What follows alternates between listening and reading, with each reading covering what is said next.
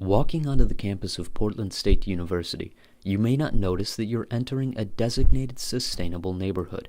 But this is just one of 5 eco-districts located throughout the Portland area. The Eco-District Initiative began in 2009 as part of a comprehensive strategy to accelerate sustainable neighborhood development.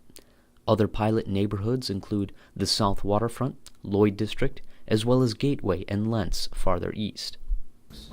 In a sentence, eco-districts are green neighborhoods, is a neighborhood committed to sustainability, in which the city, the utilities, the public agencies, and the community agree to rigorous sustainability goals and outcomes. That's Rob Bennett, Executive Director for the Portland Sustainability Institute, a group now in its 2nd year of existence. The nonprofit institute aims to bring business and community leaders together to drive urban sustainability. This is important, says Bennett, as we are becoming a world of city dwellers. In 20 years, over 90% of the United States population will live in metro areas, according to Bennett. So we need to know how to make cities more sustainable. We need to understand and deploy the best technologies and the best practices, and also work with our citizens and our businesses around new models of behavior and engagement so that we can reduce our greenhouse gas emissions, we can create more livable places, and we can do it as cost effectively as possible. The Eco-District Initiative is part of a much larger push for sustainable practices by the City of Portland and Multnomah County.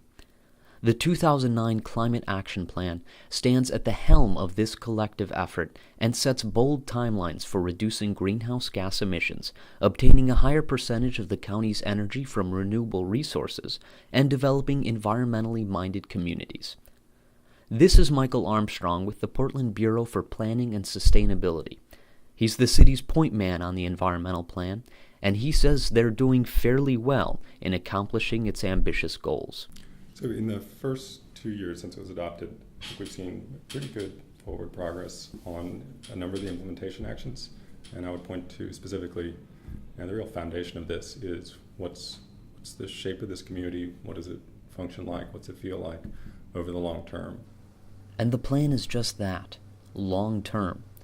While it only calls for specific actions through 2012, the plan's overarching goals are to reduce carbon emissions 40% by 2030 and 80% by 2050.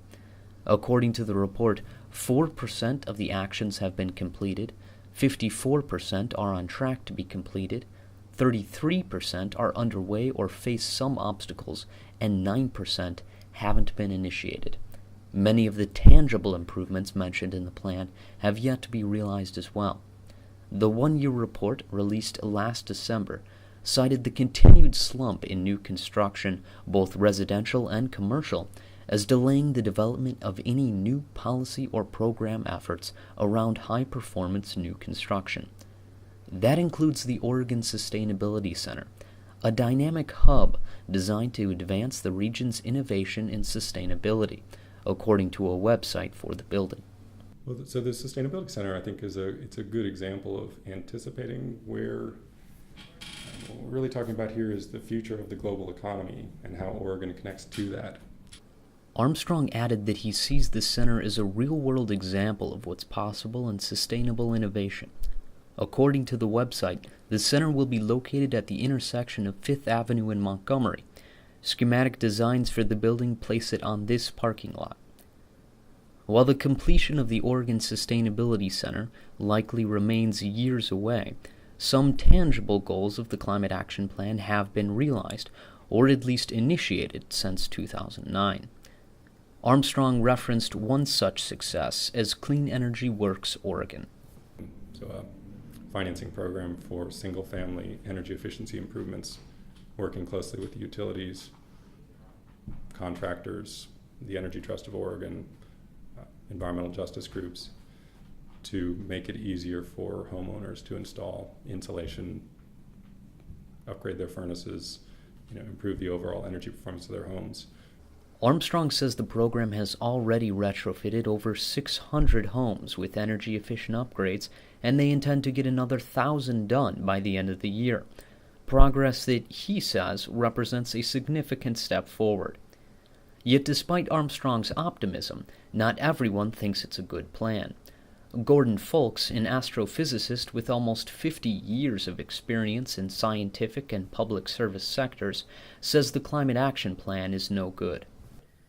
It's pretty bad. In fact, it's very bad. There's very little in it that I can find to agree with. And perhaps I should mention what I can agree with, because I can count those things on one hand. Folks raised concerns with parts of the plan he believed were inefficient and wasteful, and in some cases having nothing to do with climate change. What we're dealing with them is a sort of pseudoscience, a sort of pseudo-engineering. The plan seems to have nothing that relates to good science built into it. It's just kind of a wish list of things they want to do, labeled climate change, labeled global warming, labeled climate disruption, whatever they want to call it. Somehow it's supposed to apply to that, and perhaps it vaguely does in somebody's mind, but it certainly doesn't address the issues in a reasonable fashion. Still, Armstrong says any potential benefits make the plan worthwhile. We are all in this together. If we're not able to do our part, we ought to try awfully hard to do so, learn from others. If we try hard but fail, and in trying hard, others learn and they're able to do something, there's value in that globally as well. And so it's not really an altruistic thing. It's, we've all got an obligation to do this together.